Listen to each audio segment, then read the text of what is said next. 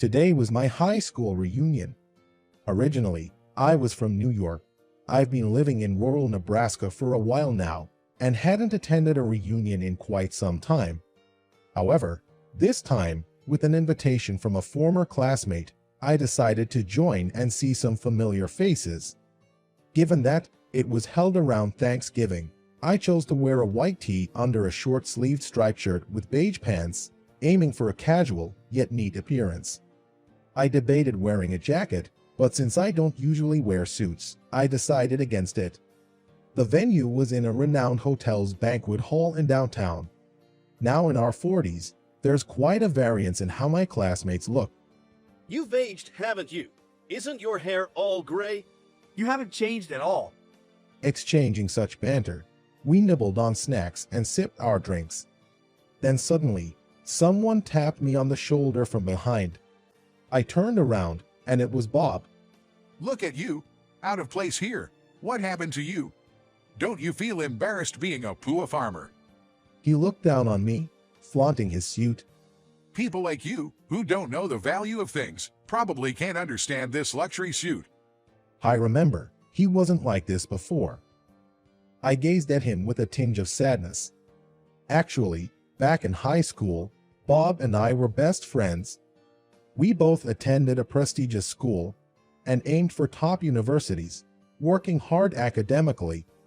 While Bob sweated it out in the soccer club, I was in the art club painting. I favored landscapes over portraits, especially painting wildflowers and plants over beautifully arranged ones in vases. Although our hobbies and tastes differed, we used to hang out together on weekends and often visited each other's houses. We had our playful moments, but also had serious discussions about our futures. We both wanted careers that could touch people's hearts and bring them joy. To widen our career choices, we first need to get into a top university. David said, and I nodded in agreement. Later on, we both successfully got into the same university, and then our goals shifted to securing jobs in top-tier companies.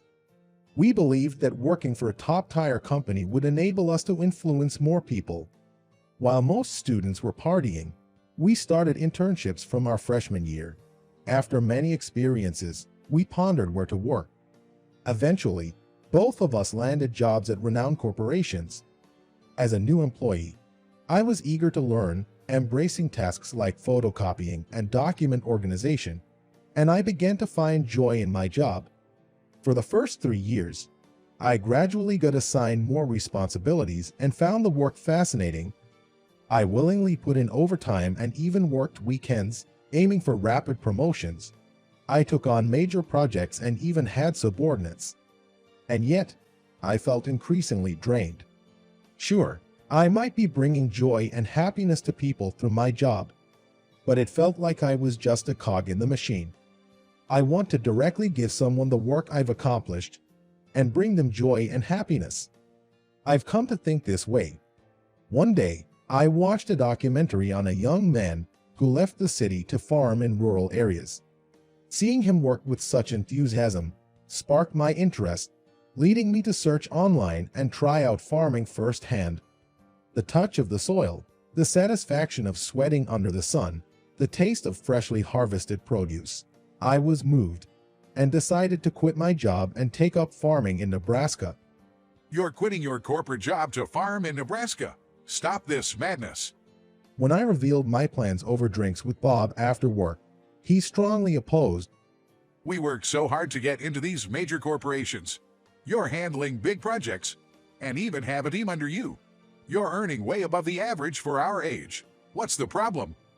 I tried to explain the emptiness I felt at work and the wonderful experience I had farming, but Bob threatened, "If you decide to move to the countryside, our friendship is over." I moved to Nebraska, and we hadn't been in touch for about 10 years. This was our first meeting after a whole decade. Let me enlighten you. This suit is from a trending brand tailored using 3D printing for a perfect fit, dyed with natural materials, and it's incredibly comfortable.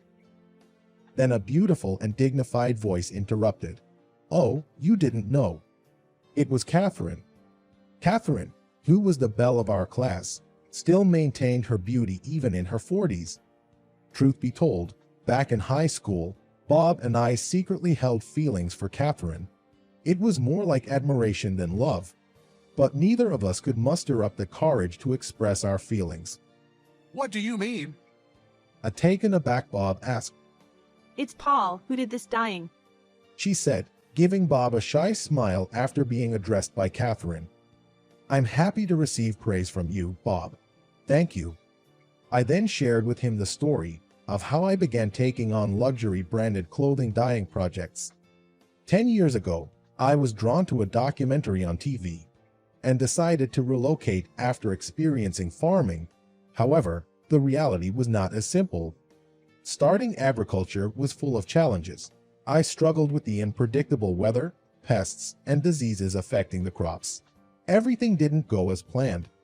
The only reason I managed to keep going was the help from the local residents. They taught me everything from how to till the soil, use farming tools, apply fertilizers, pest control strategies, to predicting the weather.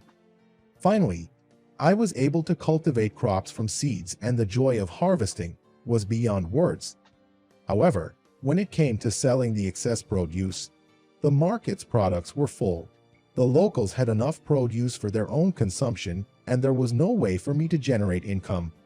Faced with heaps of excess vegetables and fruits, I was at a loss. While I tried giving away the excess veggies and fruits to family and friends, the shipping costs were prohibitive. Preserving them as pickles or jams was an option, but producing in bulk wasn't feasible, and I lacked the confidence in my skills and resources. That's when I stumbled upon vegetable dyeing. While the US is known for traditional dyeing using plants, like indigo dyeing, it's also possible to dye fabrics using vegetables. There are various dyeing techniques, but I wondered if I could incorporate the latest technology. I experimented using a 3D printer to create molds and stamps to imprint patterns on the fabric. Creating handmade molds required great skill, patience, and focus. If I messed up once, there's no redoing it. But designing on a computer allowed me to create intricate motifs, which the 3D printer could accurately replicate. The next challenge was dyeing with vegetables. Creating my own designs and patterns was exhilarating, similar to painting. I started by selling handkerchiefs and towels online. From there, I expanded to scarves, t-shirts, skirts, and bags. One of the products I made was a beeswax wrap, an alternative to plastic wrap, which became popular among eco-conscious women and went viral on social media. Orders surged, and I couldn't keep up.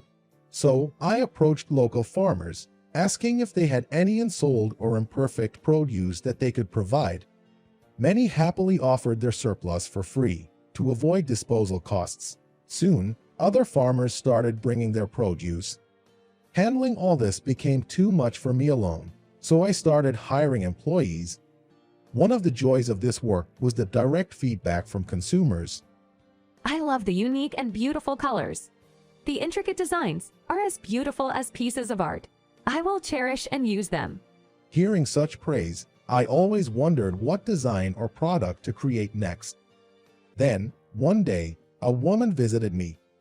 It was Catherine. Seeing my first crush after so long left me stunned. She greeted me and said, Did you help me with my work?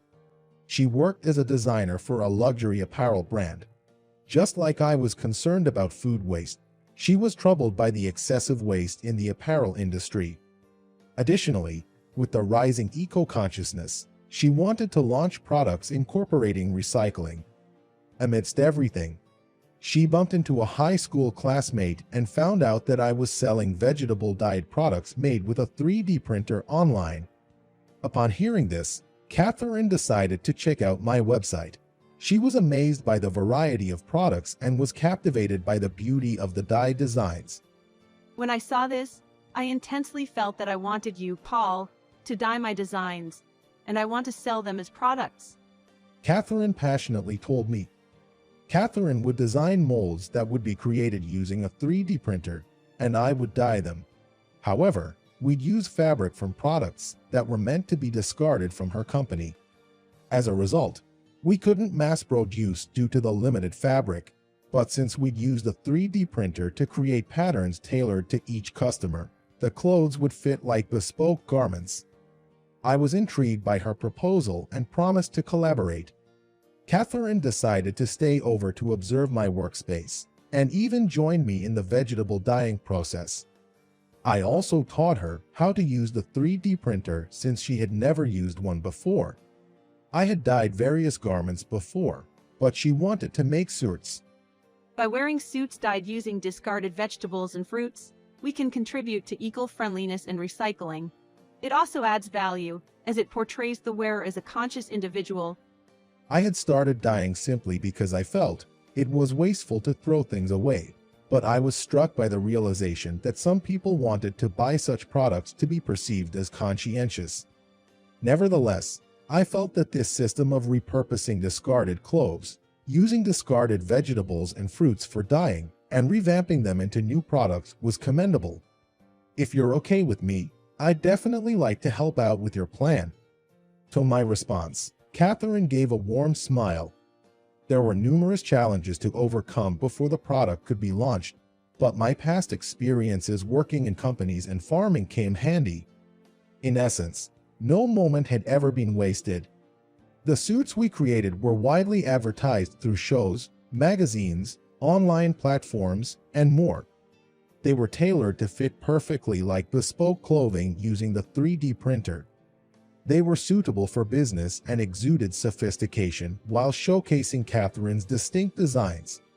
But above all, the initiative to reduce clothing waste and combat food wastage resonated with the elite, wealthy individuals, especially those with a high consciousness about recycling. Catherine's designs became an instant hit, not only on social media, but it got coverage in magazines and news as well, so expanding our customer base. That's probably how Bob came to know about and purchase the suit. And without realizing that Catherine and I had a hand in creating the suit, he boasted about it as if it was his achievement. I had no idea you had achieved so much. In response, I said, I just wanted to bring joy and happiness to people. Hearing that, Bob suddenly looked up, reflecting on his past. Back in high school, I had the same dreams as you. At what point did I stop having those aspirations? I became fixated on climbing the corporate ladder, just wanting to be recognized by the company's top brass. He then smiled ruefully. All this while, I thought you had changed, Paul. But it seems I'm the one who changed. I looked Bob in the eyes. Staying committed to the same company since joining is commendable and deserves respect. Back then, I didn't want to be just another cog in the wheel, but without every single cog, the machine wouldn't run. That's something I never realized. Bob looked back at me and apologized. I truly regret having looked down on you, thinking a farmer is inferior to a corporate worker, and selfishly cutting ties. I lost a valuable friend. I extended my hand, saying, well, why not start over from here? And we shared a warm handshake. This suit has the best color combination I've ever seen. Bob complimented the suit, and I smiled. A few days later, Bob visited with his wife and kids. The two elementary school-aged kids experienced harvesting for the first time and even helped with vegetable dyeing. Look, Dad, I found a really curved cucumber, and it's prickly. Look, I dyed this handkerchief. I'm going to show it off to my friends at school. Hearing their excitement, Bob smiled gratefully. Thanks for giving my kids such a precious experience. Let's get lunch started. I've made something delicious. Catherine called out. As our relationship developed through working together, we were drawn to each other, leading Catherine to move in with me. She continued her designer work from home while also assisting me in farming and dyeing. I want us to create things that will touch people and bring happiness. I plan to propose with those words.